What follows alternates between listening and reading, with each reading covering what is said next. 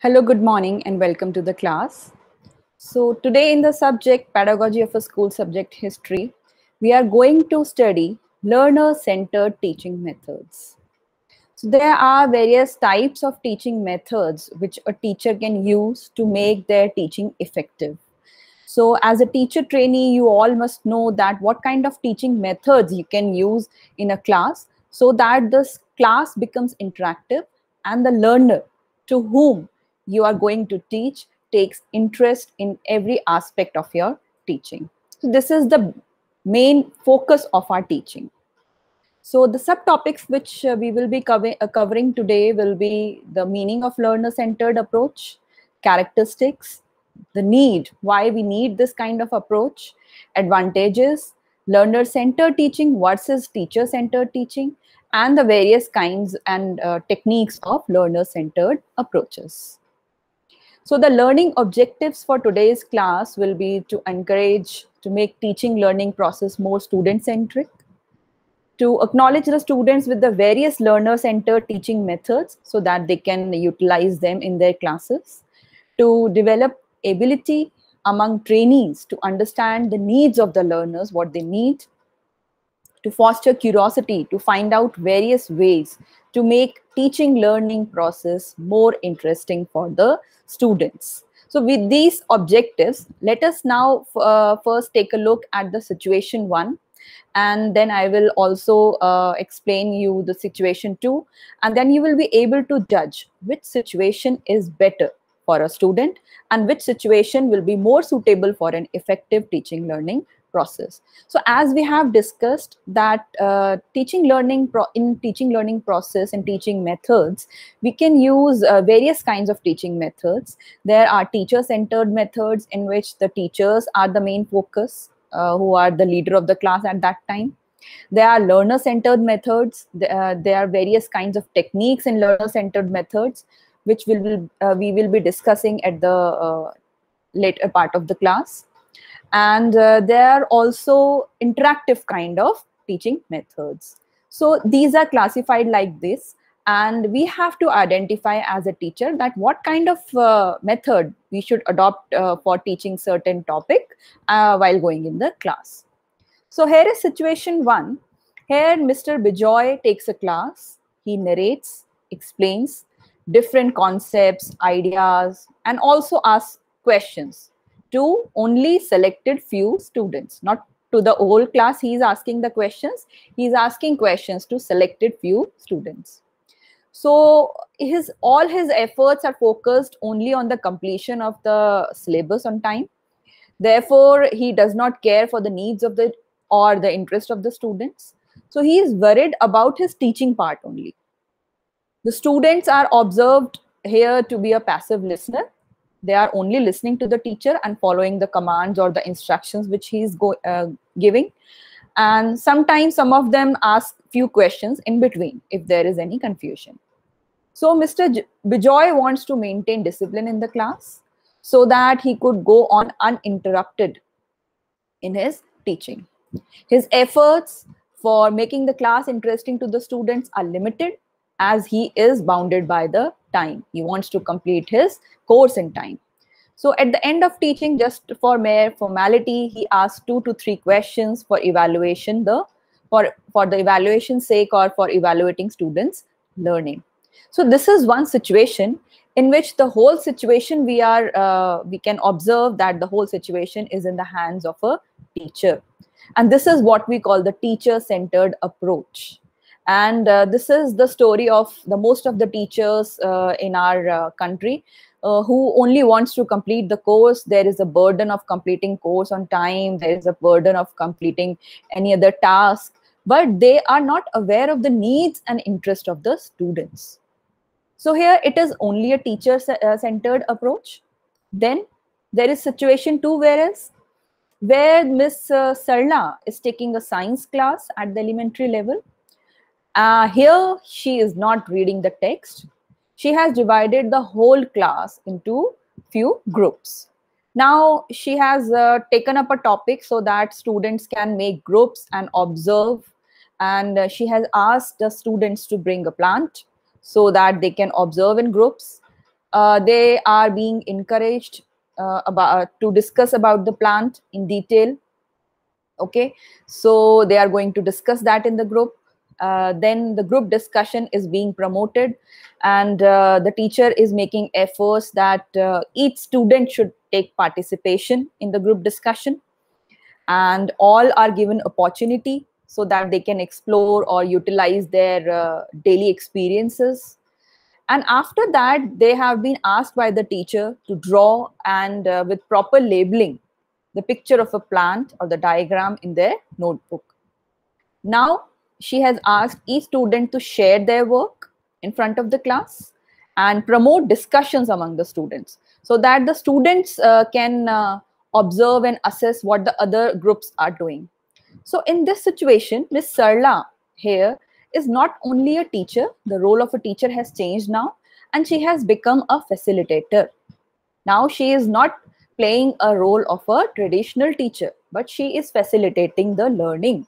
She is only a moderator there who is trying to encourage students to learn themselves through different things which they have observed and by discussing.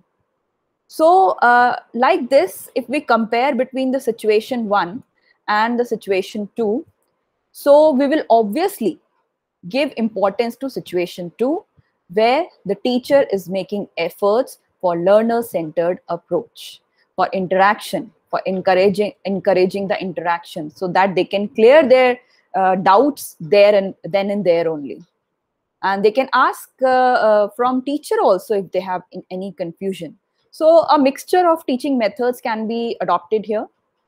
So like this, we can now understand that how learner-centered approach or the student-centered approach works.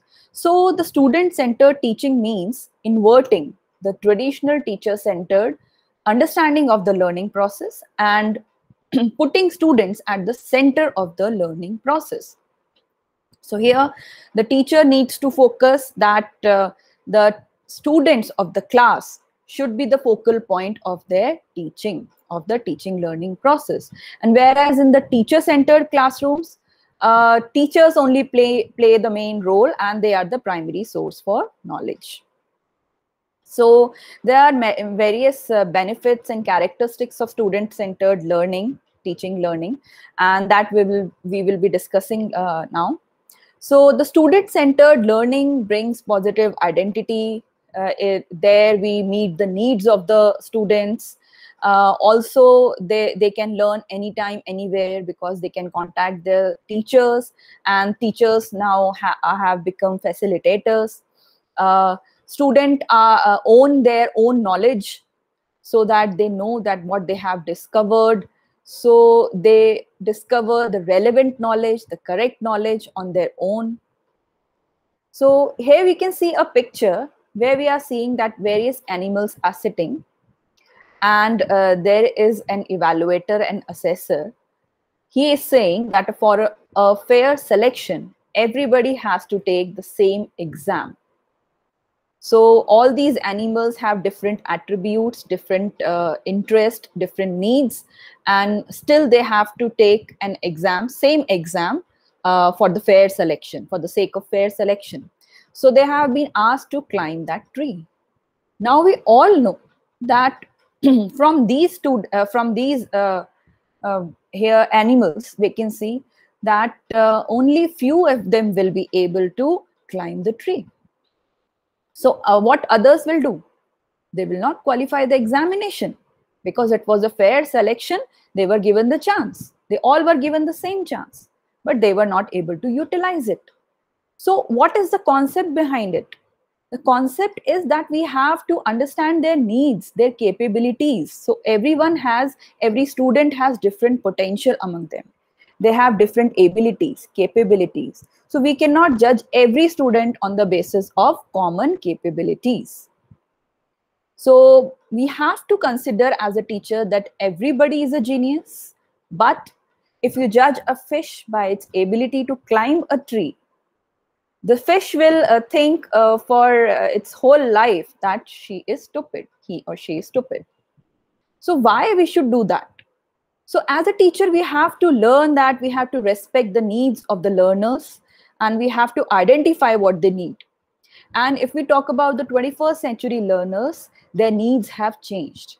Now, the traditional roles, all the traditional roles of teachers as well as students have to be removed. They have to be changed.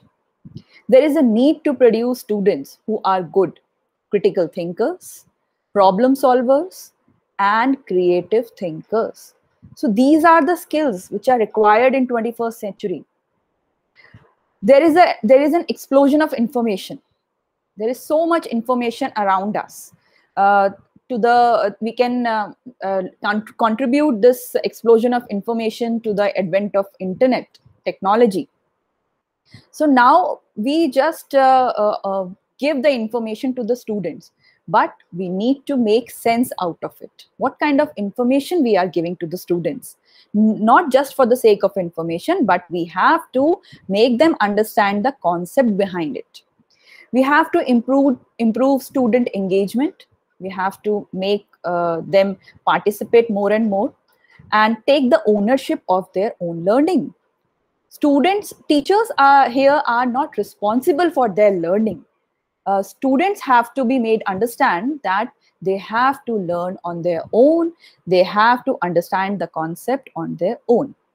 So research has always shown that learner-centered methods lead to certain advantages, and these are, it increases the student engagement with the content. The students take more interest in the content. Then there is deep learning. Whatever they learn, they understand it with deep meaning. Then there is long-term retention. They are able to maintain and retain the knowledge which they have learned for a long time. Acquisition of critical thinking or creative problem solving skills. So these are the skills which they are learning. They have to learn as a 21st century learner.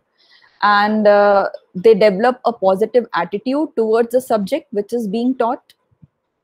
They develop confidence in knowledge and their skills.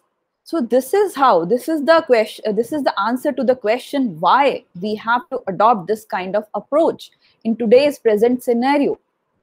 This is the reason. Here we can see student-centered learning is interlinked with everything. So everything depends on students. We have to make focus. We have to make our students focused. Like the environment around it, they have to be taken care of. They have to be taken care by the teacher. That how the students will be learning the content, how the student is going to learn the content, how they are going to understand the concept. They have to interact with each other. We have to do certain things. We have to carry out certain teaching methods in which the students will make interactions not only among themselves but with the teacher also. Instructional strategies, all the strategies, whatever the teachers are using in the class depends on the learner. What our learner in today's class needs. So this is the reason why teacher trainees prepare learning objectives, decide about the learning outcomes. As we, in today's world, we want the outcomes. Whatever you have taught to the student, we need the outcomes. The assessment part. After teaching the student, after checking their concepts, what kind of assessment we are going to do and on which basis? How to involve students in their class, how to involve students in the learning part. So everything depends on each other. So the teachers need to take care of everything. They have to be aware of everything that what today's learner wants. So the teacher have to formulate objectives based on students now today. Learner-centered approach shifts the focus of activity now from teacher to the learners. It emphasizes what the learners do as against what the teacher does. Now the role of teacher is minimized here and the role of learner is big. The emphasis is on the role of learners, what they are going to do, what they are going to learn, how they will learn, how they will retain the knowledge. So whatever teacher has done is not important, but the important part is the emphasis on the learners. It focuses on skills and practices in a lifelong learning, creative thinking, and independent problem solving. So these are the skills which today's learners have to learn in every class. Also, the objectives should be insisting on the learners to actively construct their own knowledge. And for this only the interactive part comes. The learner-centered approaches are being taken in today's education system more and more, encouraged more and more. And here the teachers do not adopt only a single method. They are able to adopt a mixture of many methods in the class, because at any cost they have to consider the needs of the students and they have to maintain the outcome. So this approach actually emphasizes a variety of different types of methods which focus on the learning of the students. So these are the characteristics of learner-centered learning teaching. Here the teaching and learning is personalized, because here every student's interest, aspirations are taken care of. No student will be neglected in this environment. So the teachers structure the lessons in such a way that suits the needs of every learner here. Teachers try to make optimum use of the facilities which are available to them. So there cannot be an excuse that we don't have any resources. So this is the part where the teachers have to take the responsibility that how they are going to make maximum use of the resources which are available there. They gain the knowledge and skills. The aim of teacher is basically to provide knowledge and also to develop skills among the students. Students have the flexibility to learn.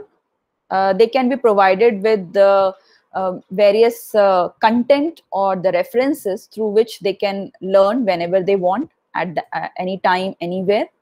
So they are given opportunities to learn in their own way. If they want to go through any content again and again, they will be given time. If they want to go through the content after some time, after giving some time between it, they can do so. So learner is free to learn at any time. Instructions which are given by the teachers need to be easy to understand and need to be very wide or comprehensive. So when students evaluate their own work, they should be taught. They should know how to self-evaluate them, how to evaluate their peers, how to evaluate their progress, so they can know that how to master their subjects, how to master the content of their subjects. So students are given opportunities to work in groups. There are various kinds of collaborations, cooperative teaching techniques are involved here. And there are opportunities for discussion and assisting peer students. So they can teach each other also. And whatever they will teach each other, maybe that will be retained for a longer time. So students can work on various activities according to their own needs and interest.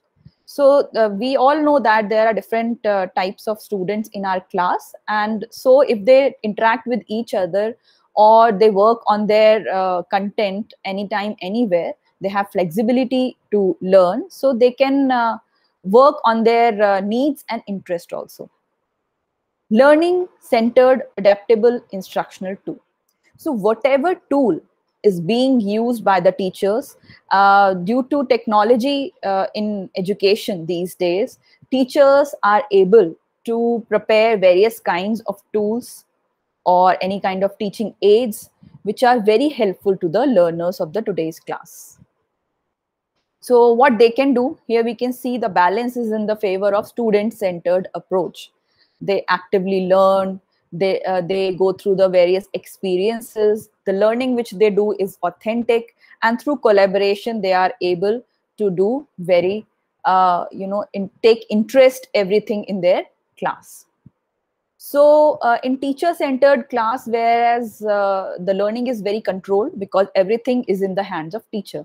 So the students sometimes are bound to sit as a passive learner. And only lecture cannot help to clear all doubts of the students. So they actually become passive learners at that time. So what teachers can do, they can make use of students' prior knowledge. As a teacher, we know that we have to start our lesson on the basis of the few questions, by asking few questions which is based on their previous knowledge.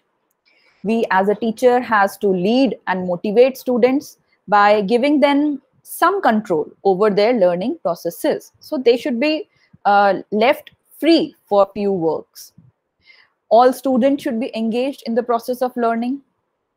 Skill instruction is very important because it is very important for this. Explaining, reflection on what they are learning and how they are learning. And it also encourages collaboration. So these all points can be taken care of by the teachers, and they can make the student learning approach more interactive. What are the benefits of student-centered learning? So after discussing so much, we know that there are lots and lots of benefits of student-centered learning, because in today's class, we need to focus on our learner, what they need. We have to understand as a teacher that we need to prepare our lessons, our objectives on basis of their needs. So first point here we can see is it permits opportunities to connect the content to real life. As a teacher is going to understand what the students need, so the teachers will be able to give opportunities to the students so that they can connect to the real life experiences. It also provided opportunities for higher order thinking. So they are able to develop critical thinking, problem solving attitude. They will be able to analyze, synthesize knowledge. So these are all evaluate their knowledge. So this is all how they are going to make use of higher order thinking. So instead of sitting passive, they actively participate in everything. It promotes greater student faculty and student interaction. So student faculty are interacting in the class. So with this only we can say that the students are taking interest. So there are various methods which we will discuss, in which the students ask more and more questions and they clear their doubts. And also the teachers can make utilization of different teaching methods, where they can ask students to interact with other students among their peer groups. So it will help them to retain their knowledge for a longer time. And also it will improve the students' self-esteem. They will develop confidence, because now they are not passive listeners, they are actively participating, and then they are trying to learn on their own. So they will develop this attitude in themselves, that they will not feel low, or they will not try to hide in the class, and they will be confident enough to come in front of the class for performing certain activities. It provides for improvement of social interaction skills, because ample opportunities will be given for collaboration with other students. And so the class can be developed into a small community also. So this will help a lot in the learning environment and the learning atmosphere. It encourages alternative forms of assessment. So as a teacher, we continuously tells you that only the written exams are not the proper assessment of everything, every content. You can also make innovations in the way of analyzing or assessing the work or progress of your students. So this kind of learning can also promote that. It encourages innovation in teacher and student involvement. So obviously a teacher will try to take more and more initiatives in bringing out new teaching methods, because the role of teacher is now not a traditional one. They will try to make their students good listener. They will try to become a catalyst of change. They will be performing a role of role model. They will try to make students concentrate on their work. So they will facilitate everything which is required for a student for easy learning and making the easy retention of the knowledge. So here we can see the differences between the teacher-centered approaches and the student-centered approaches. So transmitted, if the knowledge part, we can see that here the knowledge is transmitted by a teacher only for the instruction sake.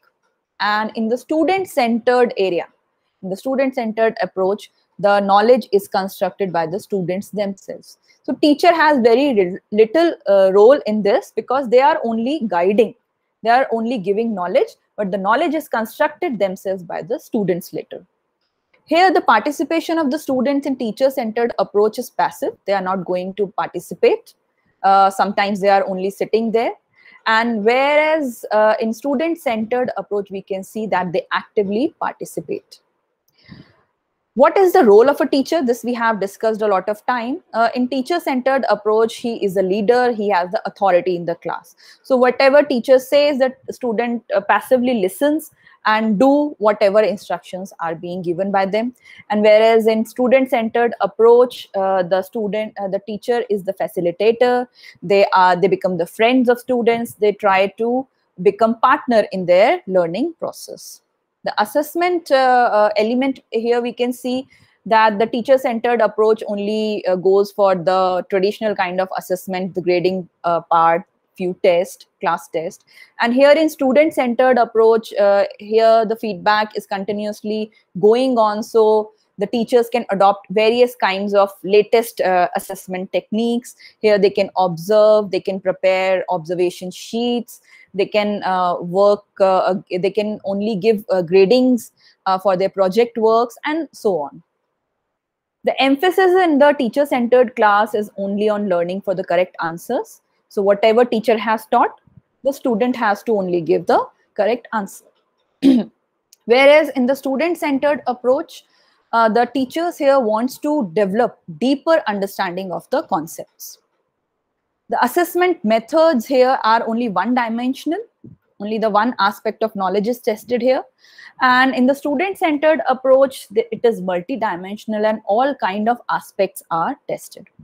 In the academic culture, if we see that the teacher-centered approach leads to competitive environment in the class, and whereas the student-centered approach leads to collaborative approaches and they are more supportive. So hence the students collaborate with each other and also with the knowledge and the teachers. So learner-centered teaching does not employ a single teaching method. There are various kinds of teaching methods which a teacher can use. And by engaging one or more methods in a class, they can make the learner-centered teaching more successful. So here now we will discuss the role of a teacher now in learner-centered approach. He is an observer and also a diagnostician of learner. So a teacher needs to watch the behavior and activities of learner in and out of the classroom so that they can estimate, diagnose the strengths and weaknesses of the students, their learning needs, and whatever learning has been outcomes they have given. So this is how a teacher will observe and will try to bring new changes in the next class. So this would help you in shaping and providing appropriate learning environments and learning activities for the learners. Then the next role will be the provider of the environment for learning. So obviously the environment, the classroom atmosphere needs to be prepared by the teacher only. He has to manage the class. So once he has diagnosed the various learning needs of the learners, so it is their duty now to plan a learning environment that is conducive, that gives results, so that all learners are given opportunity and enough chances to fulfill his or her needs.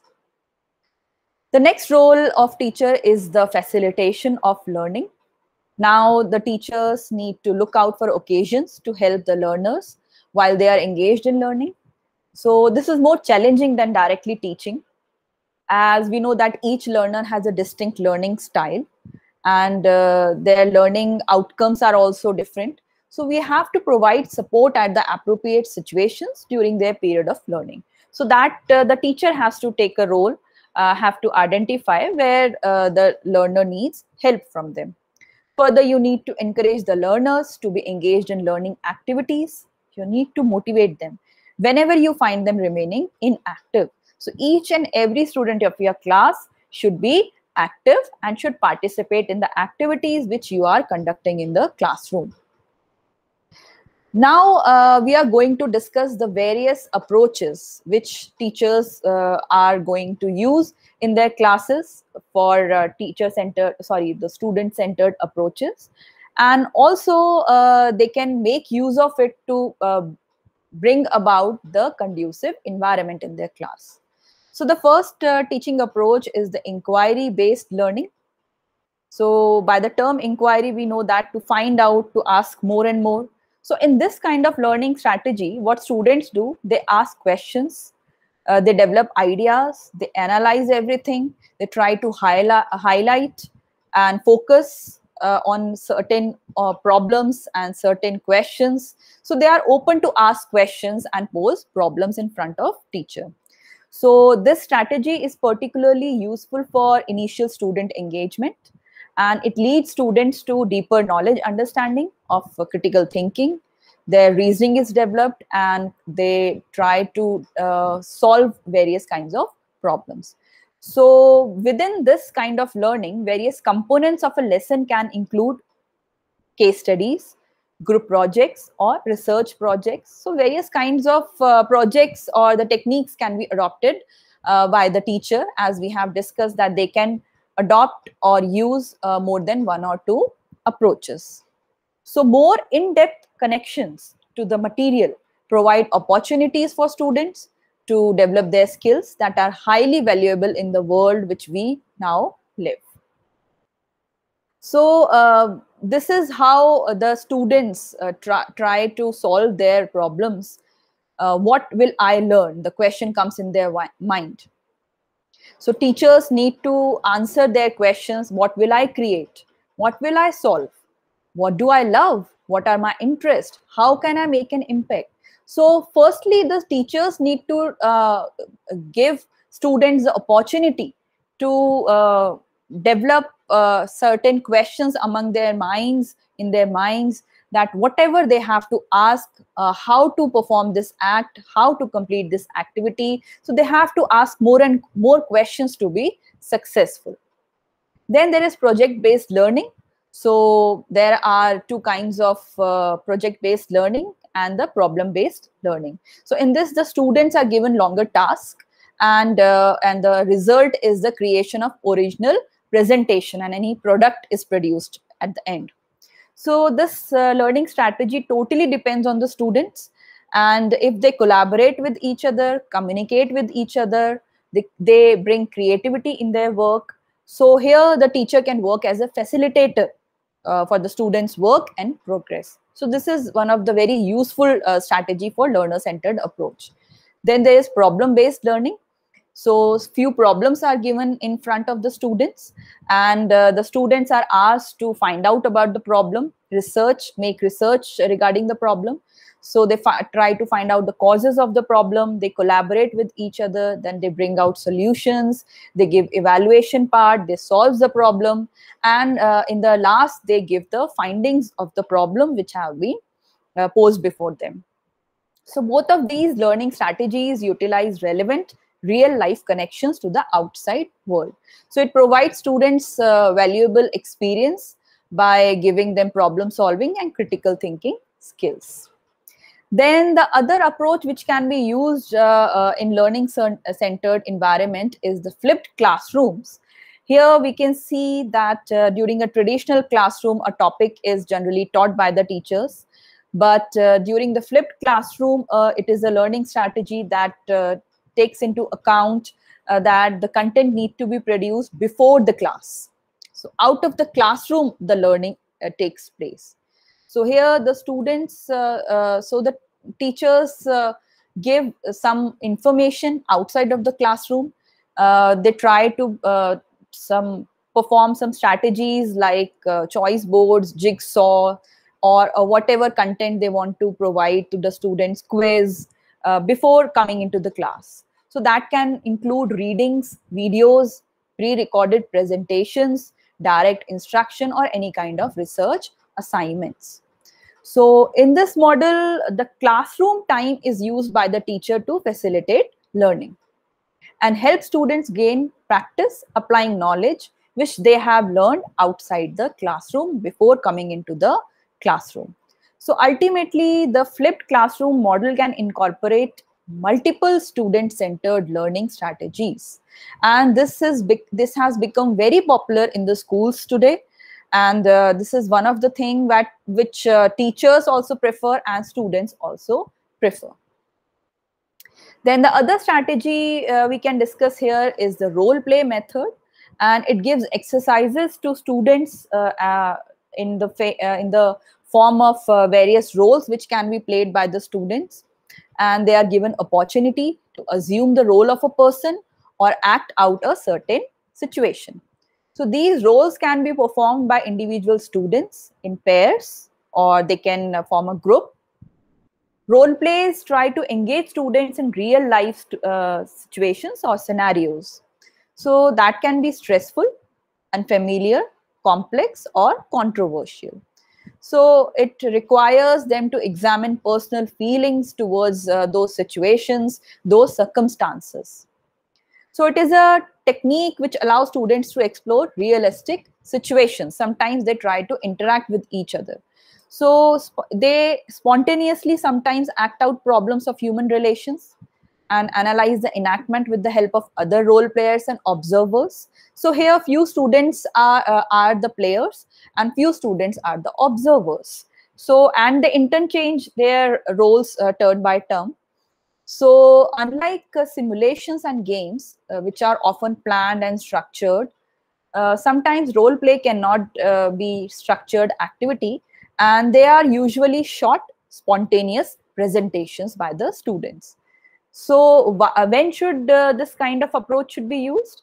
It is effective when the topic involves person-to-person communication or interactions. So a single person, if playing a role, will not be so much effective, and it can allow everyone to participate. So the whole class needs to participate in this. The overall mood is a training session, we can say. It can be improved by the excitement that role playing provide. So it is a kind of play or enjoyment for the students, and it can lead to excitement in the class. So there are various kinds of benefits of role playing also. It motivates, engages all students. It is a new method of teaching strategy. It helps students to learn about the real world scenarios. They try to learn various kind of skills when they play a role of something which they are not. They also play a role of an observer, so they critically observe their peers, and so this can also make students learn various concepts. Then there is another method called discovery learning. So by discovery, we means to find out on our own. So this sometimes the students are asked to discover certain concepts on their own, look into the problems, ask questions. So they come to the conclusions on their own and ask about things that might not make particular sense. So this is how they try to discover the various concepts. So they can learn new things, and hence it will become an innovative, thought-provoking, and interesting educational journey for them. So discovery learning is used in the classroom during problem-solving exercises and various educational programs. So they look for their own experiences and they develop their own knowledge and they improve their understanding. So if there are any controversial topics or anything which a student only needs to learn, so a teacher can ask them to discover on their own. So experiments, if we talk about, is also the key to discovery learning in science subject, where students will be able to experience science right in front of them if they discover by doing it. So discover things that may occur, which hence prompts them to ask the question why. And then only they will try to adopt the inquiry based approach, and they will hows and whys and whats will ask from the teacher. So these are some other methods which can be used in learning centered approaches. That is, some group works can be discussed, given to the students. Classroom discussions are the important part of this approach. Project based learning we have discussed, presentations by the students, various kinds of simulation games or other quizzes, debates, role play, case study. These kind of different collaborative and cooperative learning strategies can be adopted for including the students in the teaching learning process. So we see that today the educational model of content delivery is changing. Our classrooms are changing. So it is very critical for our teacher trainees and present futures teachers to know that they have to adopt student-centered approaches later or sooner. So they have to build capacity in themselves. They have to develop leadership qualities so that they can make use of these strategies through which they are able to develop certain qualities in students also. So with this, in ever-changing global society, the students, the teachers have to contribute a lot, and they have to work in this manner also in adopting the right kind of teaching methodologies. So with this, we come to the end of the topic. And here I have given few references where you can learn about various teaching methodologies at various method given by the National Open School. And also there are certain YouTube links which you can make note of to go through, and you will be able to learn the various approaches of learner-centered methods, as we have only discussed few of them. There are hundreds of them which can be discovered by you also, and you can also innovate by using many of them in the class. So in the end, we will now go through the evaluation questions. Question number 1 says, learner-centered methods provides opportunities for dash thinking as opposed to passive listening. So this we have discussed, that what level of thinking will be developed if we use the learner-centered methods. The options are lower order, higher order, medium order, or no order. So obviously we will go for the correct answer, that is the higher order thinking. So higher order thinking skills, the collaboration part, the synthesis, analysis, evaluation, these kind of activities will be taken out by the students. The next question is, the main objective of child-centered teaching method is, the options are to develop the learning abilities in children in free way, to develop the skills in children, to develop independence in students, or all of the above choices. So the correct answer is all of the above choices, because all these three things happens, these three objectives are covered in the child-centered teaching method.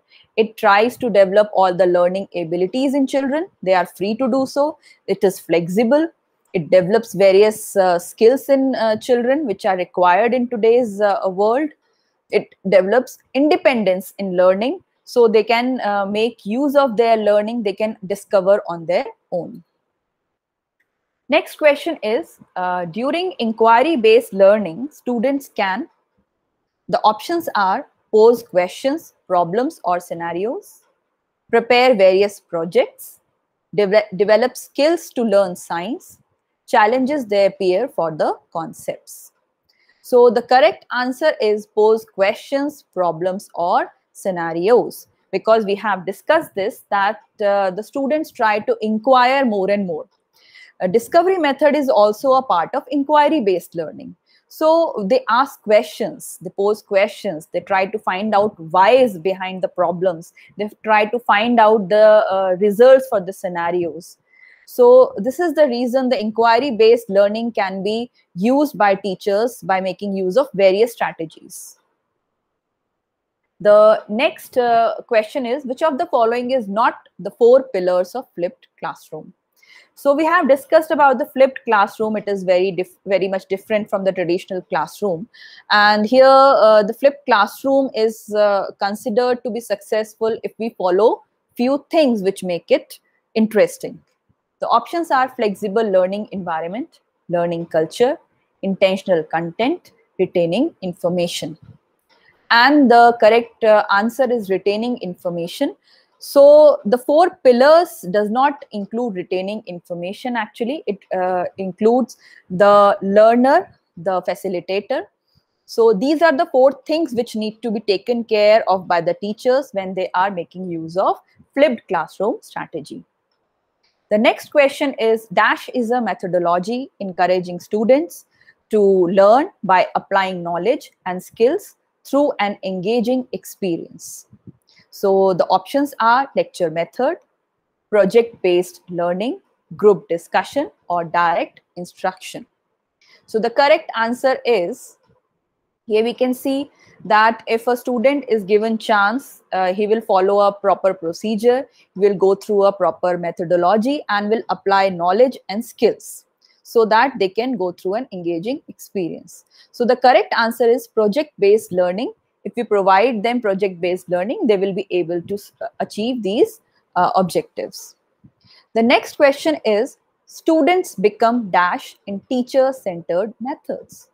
So what they become while going through attending a teacher-centered method in a class? So the options are passive, active, indirect, or noisy. So obviously we have discussed this, that in teacher-centered methods, the students become passive. They are not allowed to talk. They are not allowed to ask questions. They are not allowed to participate in the learning method. So the teacher-centered methods more or less provides for the passive learning. Question number 7. In this learning format, new or introductory content is delivered to students outside of the classroom. So which is the method? The options are inquiry-based learning, experimentation, flipped learning, teacher-centered learning. So you can answer this very easily because we have discussed that in flipped learning, it is very much different from the traditional learning. So it is done outside the class. The content is delivered, introductory content is already delivered outside the class to the students before coming into the class. Question number 8 is, which of the following is not the role of a teacher in learner-centered methods? So we have discussed the role of a teacher. So the options are observer and diagnostician of learner, provider of the environment for learning, facilitator of learning, or philosopher. So the correct answer is philosopher. A teacher, while adopting learner-centered methods, have to observe, have to diagnose various problems, have to provide environment for proper learning, have to facilitate learning. But there is no need for their philosophy, because the philosopher part of the role is the traditional role which they were playing earlier. Now, the first 3 roles have to be played by the teacher. Question number 9 is, who is the founder of discovery learning? The options are Jean Piaget, Jerome Bruner, James Watson, or B.S. Bloom. So here the correct answer is Jerome Bruner, because he proposed that learners construct their own knowledge, and discovery learning is a hands-on style of learning. So it leads to learning by doing.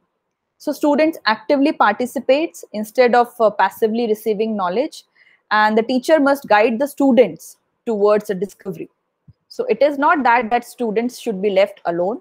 They should be guided properly, and they should be provided the appropriate materials, should be given appropriate environment. Some kind of background knowledge should also be provided by the teachers to the students. And the last question is, how can a student learn a skill in an effective way? So this is very easy to answer now. Options are by observing, by listening, by reading, or by doing. So the correct answer is by doing. They cannot learn in an effective manner by observing only. by listening only in the class or by reading the text, but they will learn by doing only. So this is why the learner-centered approach is recommended more and more in the classes to be adopted by the teachers. So with this, we come to the end of the lesson today. And I hope you will go through the slides and the video and learn the various kinds of strategies through the references which have been given to you. Thank you very much, students.